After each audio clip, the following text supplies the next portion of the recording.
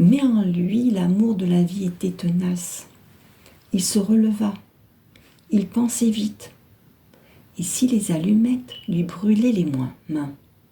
Des mains brûlées valent mieux que des mains mortes. Pas de main du tout. C'était encore mieux que la mort. Il longea la piste jusqu'au moment où il arriva à un autre dépôt laissé par les eaux en crue. Il y avait des branchages, des feuilles, des herbes, le tout bien sec, et attendant qu'on y mette le feu.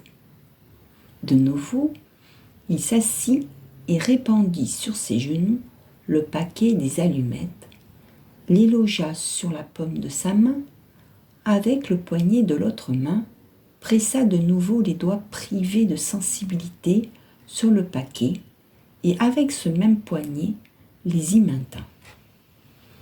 À la seconde tentative de grattage, le paquet prit feu. Il sut que s'il avait supporté la douleur, il était sauvé. Les vapeurs de soufre l'étouffaient et la flamme bleue lui léchait les mains.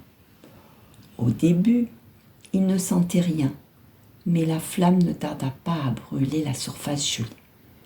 L'odeur de chair grillée, sa chair à lui, arrivait forte jusqu'à ses narines. Il se tordait de douleur, mais tenait bon. Il serrait les dents, se balançait d'avant en arrière, jusqu'à ce que jaillisse la flamme de l'allumette et qu'il approche des feuilles et des herbes. Il s'ensuivit 5 minutes d'attente angoissée, mais le feu gagnait régulièrement.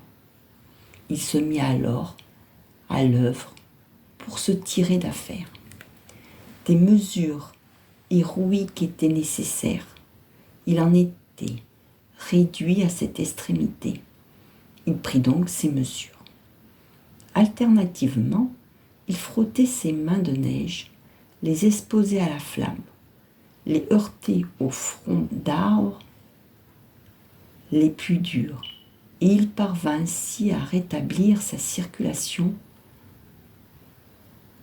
de manière à les rendre utilisables.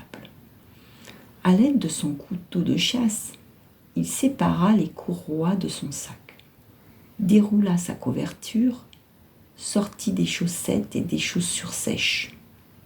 Puis, il coupa ses mocassins et dénuda ses pieds.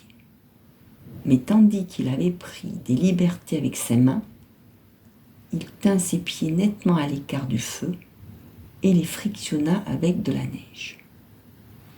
Il procédait ainsi jusqu'à que ses mains soient engourdies. Couvrait alors ses pieds de la couverture, se réchauffait les mains devant le feu et recommençait ses frictions. Il travailla ainsi pendant 3 heures jusqu'à ce que les pires effets du gel aient été combattus.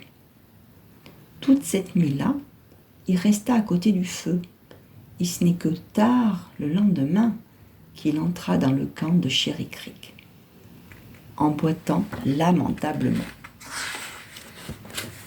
En 1 mois, il était redevenu capable de se tenir sur ses pieds, mais ses orteils devaient toujours rester très sensibles au froid.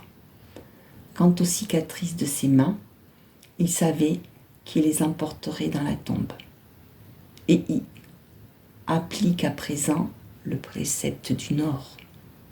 Ne voyagez jamais seul.